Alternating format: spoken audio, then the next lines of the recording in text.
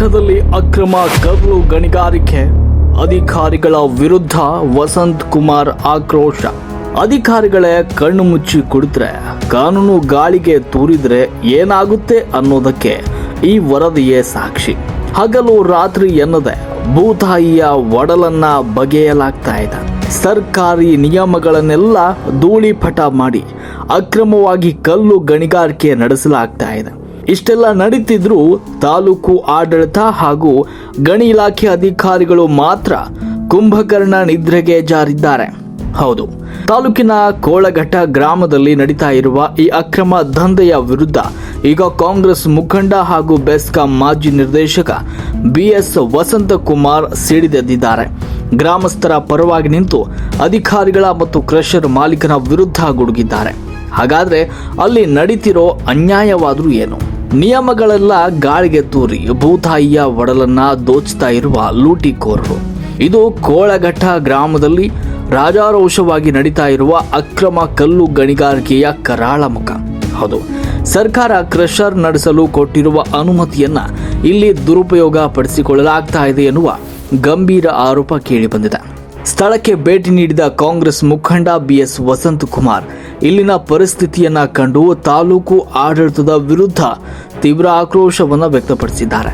ಯಾವುದೇ ಕಾರಣಕ್ಕೂ ಭಾರಿ ಪ್ರಮಾಣದ ಬಂಡೆಗಳನ್ನ ಬ್ಲಾಸ್ಟ್ ಮಾಡಬಾರದು ಎನ್ನುವ ಸರ್ಕಾರದ ಖಡಕ್ ಸೂಚನೆ ಇದೆ. ಆದರೆ ಇಲ್ಲಿನ ಕ್ರಷರ್ ಮಾಲೀಕರು ಮಾತ್ರ ಕಾನೂನಿಗೆ ಕವಡೆ ಕಾಸಿನ ಕಿಮ್ಮತ್ತು ಕೊಡ್ತಾ ಇಲ್ಲ. ಭೀಕರ ಸಿಡಿಮದ್ದುಗಳನ್ನ ಬಳಸಿ ಬಂಡೆಗಳನ್ನ ಬ್ಲಾಸ್ಟ್ ಮಾಡಲಾಗ್ತಾ ಇದೆ. ಇದರಿಂದ ಇಡೀ ಪರಿಸರ ನಾಶವಾಗ್ತಾ ಇದ್ದು ಗ್ರಾಮಸ್ಥರು ನೆಮ್ಮದಿಯಾಗಿ ಬದುಕುವ ಪರಿಸ್ಥಿತಿ ಇಲ್ಲಿ ಇಲ್ಲ. ಅಷ್ಟೇ ಅಲ್ಲ, ಮಿತಿ ಮೀರಿ ಕಲ್ಲು ತುಂಬಿಕೊಂಡು ಹೋಗುವ ಓವರ್ಲೋಡ್ ಲಾರಿಗಳಿಂದಾಗಿ ಗ್ರಾಮದ ರಸ್ತೆಗಳು ಕೂಡ ಸಂಪೂರ್ಣವಾಗಿ ಹಳ್ಳ ಹಿಡಿದಿವೆ.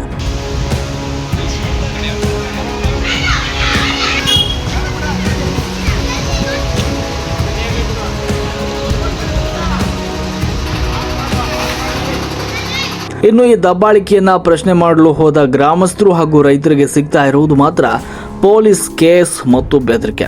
ಹೌದು, ಕ್ರಷರ್ ಮಾಲೀಕ ರಾಜುಗೌಡ ಎನ್ನುವಾತ ನ್ಯಾಯ ಕೇಳಲು ಬರುವ ರೈತರ ವಿರುದ್ಧವೇ ದಲಿತ ಕಾರ್ಮಿಕರನ್ನ ಮುಂದಿಟ್ಟುಕೊಂಡು ಸುಳ್ಳು SC/ST ಕಾಯ್ದೆಯಡಿ ಪ್ರಕರಣ ದಾಖಲಿಸುತ್ತಿದ್ದಾನೆ ಎನ್ನುವ ಆಘಾತಕಾರಿ ಆರೋಪ ಕೂಡ ಕೇಳಿ ಬಂದಿದೆ.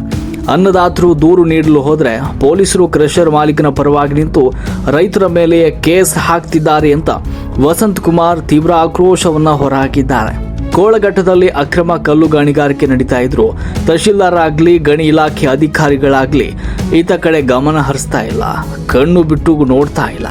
ಬಂಡೆ ಬ್ಲಾಸ್ಟ್ ಮಾಡಿ ಪರಿಸರ ಹಾಳು ಮಾಡ್ತಿದ್ದಾರೆ.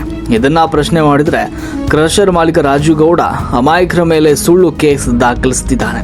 ಸರ್ಕಾರ ತಕ್ಷಣವೇ ಎಚ್ಚೆತ್ತುಕೊಂಡು ಈ ರೈತರ ಕಷ್ಟವನ್ನು ಆಲಿಸಬೇಕು ಹಾಗೂ ಈ ಅಕ್ರಮ ಕ್ರಷರ್ ಮಾಲೀಕನ ವಿರುದ್ಧ ಕಠಿಣ ಕಾನೂನು ಕ್ರಮ ಕೈಗೊಳ್ಳಬೇಕು ಅಂತ ಆಗ್ರಹಿಸಿದ್ದಾರೆ. ಈ ಸಂದರ್ಭದಲ್ಲಿ ಮುಖಂಡರಾದ KT ಶಂಕರ, ಮಹೇಶ್, ರಾಜೀವ್, ಮಂಜುನಾಥ್ ಸ್ವಾಮಿ, ಚನ್ನಕೇಶವ, B ಮಂಜುನಾಥ್, ಹೊನ್ನಪ್ಪ, ಪಾಲ್ನೇತ್ರ, ದಯಾನಂದ್ ಹಾಗೂ ಶಿವಣ್ಣ ಸೇರಿದಂತೆ ನೂರಾರು ಗ್ರಾಮಸ್ಥರು ಉಪಸ್ಥಿತರಿದ್ದು ಹೋರಾಟಕ್ಕೆ ಸಾಥನ್ನು ನೀಡಿದ್ದಾರೆ. ಇನ್ನಾದರೂ ಸಂಬಂಧಪಟ್ಟ ಉನ್ನತ ಅಧಿಕಾರಿಗಳು ಹಾಗೂ ಸರ್ಕಾರ ಈ ಅಕ್ರಮ ದಂಧೆಗೆ ಬ್ರೇಕ್ ಹಾಕುತ್ತಾ ಸಂಕಷ್ಟದಲ್ಲಿರುವ ಕೋಳಘಟ್ಟ ಗ್ರಾಮದ ರೈತರಿಗೆ ನ್ಯಾಯವನ್ನ ಒದಗಿಸಿಕೊಡುತ್ತಾ ಅನ್ನೋದನ್ನ ಕಾದು ನೋಡಬೇಕಾಗಿದೆ. ವರದಿ ನಾಗರಾಜ್, ರಾಷ್ಟ್ರಕ್ರಾಂತಿ ನ್ಯೂಸ್, ತಿಪಟೂರು.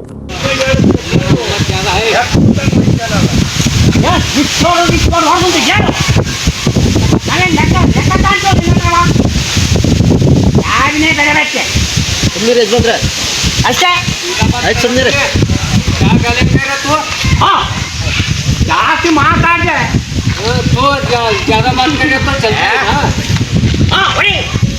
ಇಷ್ಟೋ ರೋಡ್ ನಿಲ್ಕೊಂಡು ಗೌಡ್ರಿ ಅಂತ ಹೇಳು.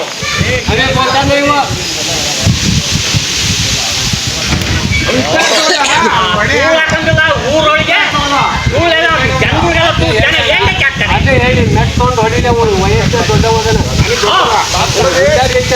ಇದು ಎಲ್ಲಿ ಹೋಗ್ತಾರೆ?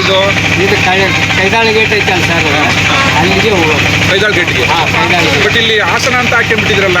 ಹಾಸನ ಅಂದ್ರೆ ನಮ್ಗೆ ಪರ್ಮಿಟ್ ಆಟೋ ಹಿಡೀಲಿ ಇವತ್ತು ಯಾರು ಹಿಡೀಲಿ ಹಾಂ ಅಂದರೆ ಒಂದು ಟೈಮಿಗೆ ಎಷ್ಟೈತೆ ಹಾಂ ಕಡಲ್ ಸಂತೆಗೆ ಹಾಂ 1 ಅವರ್ ಸಿಗುತ್ತೆ ನಮಗೆ. ಹಾಂ 1 ಅವರು ನಮಗೆ 4 ಅವರ್ ತೊಗೊಂತೀವಿ. 4 ಅವರ್ ತಗೋತೀರಾ? ಯಾಕೆಂದ್ರೆ ಏನೋ ಹೆಚ್ಚು ಕಡಿಮೆ ಆದ್ರೆ ಇರಲಿ ಅಂತ, ಇರಲಿ ಅಂತೇಳಿ ಸಪೋರ್ಟಿಗೆ. ಸಪೋರ್ಟ್ ಇರಲಿ ಅಂತ. ಹಾಂ ಇರಲಿ, ಯಾರು ಹಿಡಿದ್ರೆ ಇರಲಿ ಅಂತ. ಇರಲಿ ಅಂತೇಳಿ ಸಪೋರ್ಟಿಗೆ ತೊಗೊತೀವಿ. ಅದು ನೀನು ತಗೊಳ್ಳೋದು ಹಾಸನ್ಗೆ, ಹಾಸನಿಗೆ, ಯಾಕಂದರೆ ಗೊತ್ತಾಯ್ತು. ಟೈಮಿಂಗ್ ಜಾಸ್ತಿ ಸಿಗುತ್ತೆ. ಟೈಮಿಂಗ್ ಜಾಸ್ತಿ ಸಿಗುತ್ತೆ ಅಂತ. ಹೊಡೆಯೋದು ಮತ್ತೆ ಕಾಟಾಡ್ಗಿನಿ. ಹೌದು. ಯಾವ ಪ್ರೆಷರ್ದು ಇದು ನೋಡಿ, ಇಲ್ಲಿ ಐತೆ ಏನಂತ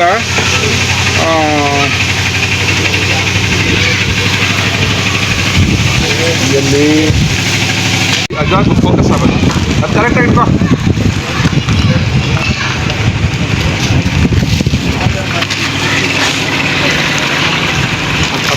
ಅದು ಹಾಸನ ಫೋಕಸ್ ಆಗುತ್ತೆ. ಹಾಂ, ಎಲ್ಲಿ ತಗೊಂಡು ಹೋಗ್ತಾ ಇದೆಯಾ? ಇದು ಕಡಾಳ್ ಸಂತೆ, ಬಟ್ ಅದರಲ್ಲಿ ಏನು ಗಟ್ಟಿ ನಂಬರ್ ಕಂಡುಬಿಟ್ಟು ಝೂಮ್ ಮಾಡಿ ಫೋಕಸ್ ಮಾಡುತ್ತೆ. ಝೂಮ್ ಮಾಡಿ ಹೇಳ್ಕೊ ಬರುತ್ತೆ. ಓಕೆ ಮತ್ತೆ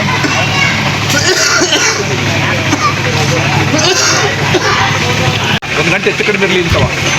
ಸರ್ ಈಗ ರೂಟ್ನ ಮೇಲೆ ಹೋಗ್ತಿರ್ತೇವೆ, ಹಾಂ ಟೈಮಿಂಗ್ ಹೇಳೋಕ್ಕಾಗಲ್ಲ. ಇವತ್ತು 1 ಗಂಟೆ ಲೇಟ್ ಆಗ್ಬೋದು, 1 ಗಂಟೆ But ಸುರಿತಾರದಲ್ಲಿ ಕಡಾಳ್ ಅಂತ ಹೊಡಿತಿರ್ತೈತಿ. ಸುರಿತಾರದಲ್ಲ ಕಡಾಳ್ ಗೇಟ್ಗೆ ಕಡಾಡಿಸುತ್ತೆ. ಹೌದು. ಬಟ್ ಹಾಕಿರೋದು ಮಾತ್ರ ಒಂದು ಗಂಟೆ ಹೆಚ್ಚು ಕಡಿಮೆ ಇರಲಿ ಅಂತ ಹಾಸನ ಹಾಕಿ. ಯಾಕಂದರೆ ಫೈರ್ ಹೊಡಿತಿರ್ತಾವು, ಪಂಚರ್ ಅಂತ ಒಂದು ಇರುತ್ತೆ, ನಾವು ಏನು ಮಾಡೋಕ್ಕಾಗಲ್ಲ ಅವಾಗ. ಕರೆಕ್ಟ್. ಇದು ಕೋಳ್ಗಟ್ಟದ್ದು ಇದು ರಾಜು ಕ್ರಷರ್ ಇದೆ. ಇಲ್ಲ ಐತಲ್ಲ ಕೋಳ್ಗಟ್ಟ ಪಕ್ಕದ ಕ್ರಷರ್. ಕೋಲ್ಗಟ್ಟುತ್ತೆ. ಏನು ನಿನ್ನ ಹೆಸರು? ಸಿದ್ದಪ್ಪ ಅಂತ. ಸಿದ್ದಪ್ಪ. ಯಾರ್ದಿದು ಲಾರಿದು? ಇದು ಓನರ್ ಯಾರು? ಲಾರಿ ಓನರ್ ಯಾರು? ಅಲ್ಲಿ ಹೋಗೋದು. ಹಾಂ, ಅಲ್ಲಿ ಕಣಿವಿ. ಅಲ್ಲಿ ಅಲ್ಲಿ ಕಣಿವಿ. ಹಳ್ಳಿ ಕಣಿವಿ. ಯಾವ ಊರ್ದಿದು? ನಮ್ದು ಹಾವೇರಿ ಡಿಸ್ಟ್ರಿಕ್ಟ್ ಅಲ್ಲ. ಅವ್ರ ಡಿಸ್ಟ್ರಿಕ್ಟ್. ಹಾಂ, ನಮ್ಮ ಓನರ್ ಎಲ್ಲ ಇರೋದು ಹಾವೇರಿ ಇದೆ. ಹಾಂ, ನಾವು ಗಾಡಿ ಇರೋದು ಹಾವೇರಿ. ನಾವು ಇಲ್ಲೇ ಕೆಲಸ ಮಾಡ್ತಾ ಇದ್ದೀವಿ. ಅದರಲ್ಲಿ ಈಗ ಎಷ್ಟು 29 ಟನ್ನು ಮೆಟೀರಿಯಲ್ ಐತೆ ಅಂತ ಹೇಳ್ತಾರೆ. 29 ಟನ್ ತಗೊಂಡಿದ್ದೀರಾ? ಹೌದು ಸರ್. 29 ಟನ್ನು ಇದ್ದಿದ್ದ ಚೀಟಿ ಇಲ್ಲಿ ಅದರಲ್ಲಿ ಇದ್ರೊಳಗಡೆ ಐತಲ್ಲ 29 ಟನ್ ಅಂತ ಐತೆ. ಹಾಂ, 29 ಟನ್ ಹಾಕಿದ್ದೀರಾ? ಅಷ್ಟೇ ಹಾಕೋದು ನಾವು. ಹಾಕೋದು ಈ ಲೋಕಲ್ ಬೈತಾರೆ ಅಂತೇಳಿ ಲೋಕಲ್ ಕಡ್ಡಿನ 29 ಟನ್ ಹಾಕಿದ್ದೀರಾ? ಬೈತಾರೆ ಅಂತವ. ಯಾಕೆ ಹಳ್ಳಿ ರೋಡ್ ಅಲ್ಲ, ಬೇಡ ಅಂತ ಕಡ್ಡಿನ 29 ಪ್ಲಸ್ ಲಾರಿ ಎಷ್ಟು? 11 ಟನ್. 11 ಟನ್ನು 740. ಅಲ್ಲಿ 29 ಟನ್ನು ಪ್ಲಸ್ 11 ಟನ್ನು 11 ಚಿಲ್ಲರೆ. ಟೋಟಲ್ ಅಲ್ಲಿಗೆ 40 ಟನ್ ಆಗುತ್ತೆ ಲಾರಿ ಪ್ಲಸ್ ಇದು 40 ಟನ್ನಿಂದು. ಆ ಕಡೆ ಬೈಲಿ ಕಡೆ ಇದೇನು 10 ವೀಲರಾ? 10 ವೀಲರು ತುಂಬ ಲೋಡ್ ಕಾಣಿ ಸರ್. ಬಾರ ಮೀಟಿಂಗ್ ಸರ್ ಬೈ ಕಡೆ ಇಂತ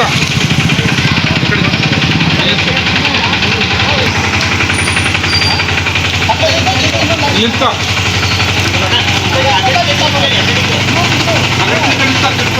ಸೇರಿ 40 ಮೇಲಿದೆ ಲಾರಿನ ಸೇರಿ ಲಾರಿನ ಸೇರಿಸಿ ಓಲ್ಡು ಲಾರಿ 2 ಅಲ್ಲಿ ಭಾರತದ ರಸ್ತೆ ಬಾರಾಮಿತಿ ಐತಲ್ಲ, ಅದು ಬೇಕಾದ್ರೆ ಝೂಮ್ ಮಾಡಿರ್ ಬರುತ್ತೆ. 2 ಸೇರಿಸಿ ಬಾರಾಮಿತಿ ಅದು ಬರೀ 20 ಟನ್ ಅಂತ ಕೊಟ್ಟರು.